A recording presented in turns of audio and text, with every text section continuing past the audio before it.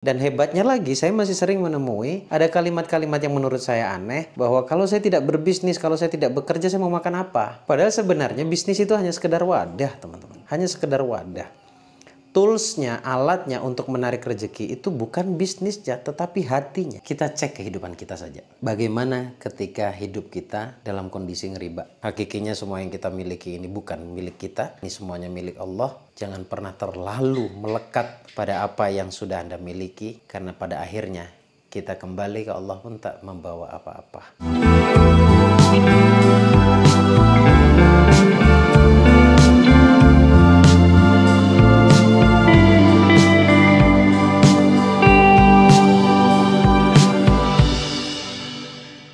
Bismillahirrahmanirrahim. Assalamualaikum warahmatullahi wabarakatuh. Selamat malam teman-teman semuanya, pecinta channel Gus Baraja. Dan juga saya ingin menyapa teman-teman yang nonton siaran ulangnya. Selamat pagi, siang, dan malam kapanpun dimanapun Anda menyaksikan video kali ini. Sebelum kita lanjut pembahasannya, saya ingin sampaikan satu hal dan ajakan ya. Saya mengundang Anda semuanya untuk menghadiri webinar yang saya adakan. Webinar tapi rasa seminar offline, karena diadakan dari jam 9 pagi sampai jam 3 sore. Tepatnya nanti tanggal 1 Desember. Sekali lagi tanggal 1 Desember dengan tema Spiritual Law of Attraction. Tapi tidak hanya itu, kita akan membahas juga tentang luka batin itu seperti apa, mental block itu seperti apa, kemudian cara mengatasinya seperti apa. Dan juga pastinya Anda akan mendapatkan terapi langsung dari saya, karena kita hampir setengah hari ini dari jam 9 pagi sampai jam 3 sore. Nah, untuk pendaftarannya langsung hubungi nomor WA yang tertera di layar monitor atau klik langsung link yang ada di deskripsi. Nanti langsung akan terhubung ke WA-nya admin ya. Baik teman-teman, kali ini saya akan bahas tentang, mungkin lebih tepatnya,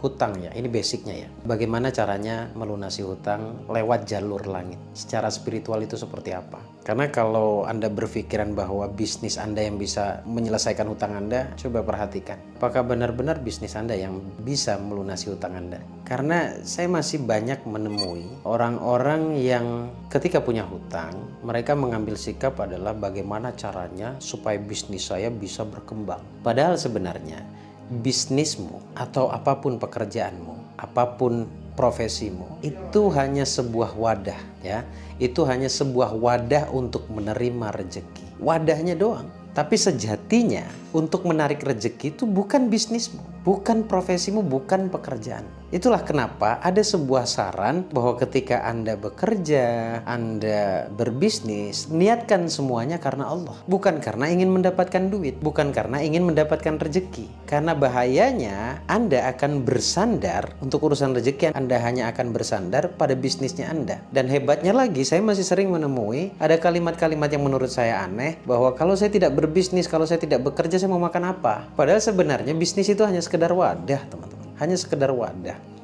Toolsnya, alatnya untuk menarik rezeki itu bukan bisnisnya, tetapi hatinya ya. Saya pun sering mengatakan, untuk urusan rezeki itu bukan bagaimana tentang produknya, bukan bagaimana produknya maksudnya, tetapi bagaimana SDM-nya, bagaimana manusianya. Jadi kalau kita berbicara tentang bagaimana cara melunasi hutang, kita akan mulai dari satu hal yang paling esensi, yang paling sakral, yaitu hati. Ya, kita akan belajar bersama-sama dimulai dari mana sih untuk memperbaiki hati agar benar-benar hidup berlimpah. Pasti ketika Anda merasa punya hutang, Anda punya doa. Doanya adalah bagaimana caranya agar Allah mengijabah doa Anda atau melunasi hutang Anda. Kita sudah masuk ke bab doa. Dan kalau belum dikabulkan, harusnya timbul sebuah pertanyaan dong, mengapa doa saya belum dikabulkan? Dan pada dasarnya, doa yang tidak dikabulkan itu karena disebabkan oleh dosa di dalam diri kita. Karena dosanya kita. Jadi kalau kita tidak sadar akan dosanya kita atau kesalahannya kita, maka kita akan sulit untuk mengambil solusi dari jalur langit. Sulit banget. Dan mudah-mudahan video ini membuat Anda sadar ya,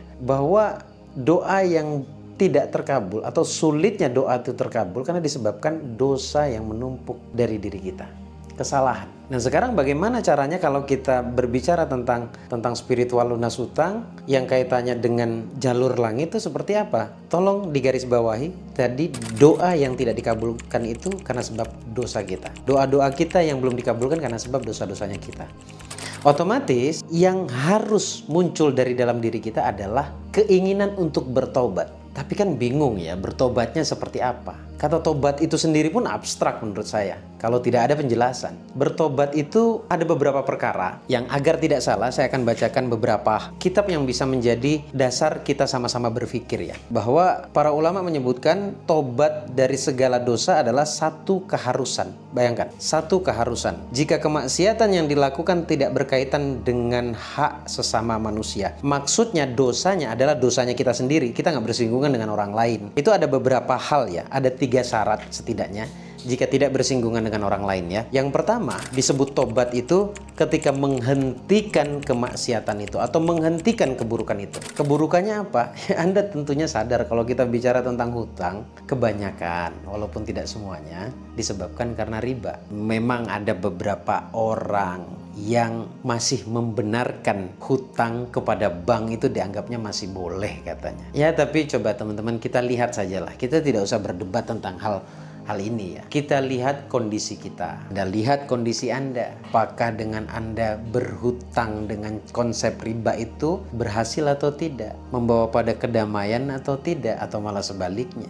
Membuat Anda panik, gelisah, hidup tidak tenang, membuat Anda ibadah pun tidak tenang. Bayangkan, kenikmatan Anda beribadah saja direnggut oleh riba. Memang tidak semuanya riba itu menyerang bisnis Anda ya. Kalau Anda mungkin menyangkal apa yang saya sampaikan, ada kok Gus, sahabat saya, kolega saya, keluarga saya, dia hutang ke bank, dia ngeriba, tapi kaya tuh. Ya, tidak selamanya riba itu merenggut bisnismu atau finansialmu. Tapi boleh jadi akan merenggut kebahagiaan rumah tanggamu, akan merenggut kebahagiaanmu dengan anakmu. Tapi kebanyakan ya, mengganggu finansial. Kalau saya katakan mungkin 95%, 99% mengganggu finansial. Kita ceklah dalam kehidupan kita nggak usah berdebat masalah dalil ya. Yang jelas kalau kita masih seneng ngeriba, lihat gimana kondisimu. Itu yang pertama, jadi menghentikan kemaksiatan atau keburukan itu. Syarat untuk masuk dalam keadaan tobat. Yang kedua, menyesalinya. Nah, menghentikan saja ternyata tidak cukup. Ternyata harus sadar menyesali bahwa kita atau Anda sudah melakukan sesuatu yang tidak Allah ridhoi. Menyesal akan kemaksiatan itu. Balik lagi, kita cek kehidupan kita saja. Bagaimana ketika hidup kita dalam kondisi ngeriba? Kalau sudah nyerah, maka minta ampun ke Allah, sesali itu. Ya, hentikan itu, kemudian sesali itu. Yang ketiga, bertekad untuk tidak melakukan kemaksiatan itu lagi. Artinya tidak akan mengulang itu lagi. Ini 3 syarat untuk tobat. Kalau tidak bersinggungan dengan orang lain. Kalau bersinggungan dengan orang lain itu ada 4 perkara tobat itu. Yaitu meminta maaf pada yang bersangkutan. Tugasmu minta maaf saja. Kalau tidak dimaafkan ya urusan dia dengan Allah. Ya, urusan dia dengan Allah. Nah, kalau Anda yang posisi punya hutang sama teman Anda, bayar. Berjanji untuk tidak mengulanginya lagi kepada Allah ya. Nah, itu ada 4 perkara kalau misalkan Anda bersinggungan dengan orang lain. Kalau misalkan maksiatnya memang kepada diri sendiri, tobat itu 3. Dan ini sebenarnya taubatan nasuha ya, taubatan nasuha. Tahu nggak? Orang yang bertobat itu akan Allah berikan keberuntungan, kebaikan dalam hidupnya. Karena Allah sendiri yang mengatakan, "Wa tubu ilallahi jami'an ayyuhal mu'minuna la'allakum tuflihun." Artinya, dan bertobatlah kamu sekalian kepada Allah, hai orang-orang yang beriman agar kamu beruntung. Ternyata dari tobatnya kita, Allah akan ganti dengan sesuatu yang lebih baik. Keburukan kita itu akan Allah berikan dengan kebaikan. Allah ganti dengan kebaikan. Coba perhatikan baik-baik. Kalau kita berbicara tobat, identik dengan istighfar. Tahu nggak? Kita ini penuh dosa, tapi jarang-jarang kita istighfar. Rasulullah saja yang maksum, dijamin surga. Clear, tanpa dosa, dijamin surga sekali lagi. Dalam satu riwayat dikatakan bahwa Rasulullah itu beristighfar dalam sehari itu minimal 70 kali. 70 kali saat akan istirahat. Ada beberapa keterangan juga yang mengatakan 100 kali. Tapi 2 jumlah yang berbeda ini menandakan bahwa semakin banyak semakin baik. Tapi dari istighfar tersebut harus bisa dirasakan dalam hati. Coba deh teman-teman, kita coba praktekin sebentar saja. Benar-benar pakai hati. Dengan perasaan yang nyerah ke Allah, bukan nyerah pada kehidupannya, nyerah kepada Allah dan sadar betul bahwa kita sedang butuh pertolongan Allah. Dan sadar betul bahwa kita sedang melakukan dosa atau melakukan sesuatu yang dilarang oleh Allah, yaitu riba. Sekarang relax, tutup mata Anda. Tarik nafas pelan-pelan dulu, lalu buang nafas pelan-pelan. Istighfar. Astaghfirullahaladzim. Sekarang akui dengan kalimat pengakuan kepada Allah. Ya Allah, aku sadar dan mengakui bahwa aku telah melakukan hal-hal yang tidak Engkau ridhoi ya Allah. Aku sudah melakukan riba dan itu dosa. Aku sadar ya Allah, aku mohon ampunan. Tarik nafas, buang nafas. Astaghfirullahaladzim. Fokus pada minta ampun ke Allah dalam hati. Biarkan Allah yang berikan solusi. Istighfar lagi. Astaghfirullahaladzim. Ampuni saya ya Allah. Sekarang buka mata pelan-pelan. Coba teman-teman, apa sih yang Anda rasakan? Apa yang Anda rasakan saat Anda beristighfar dengan saya pandu barusan?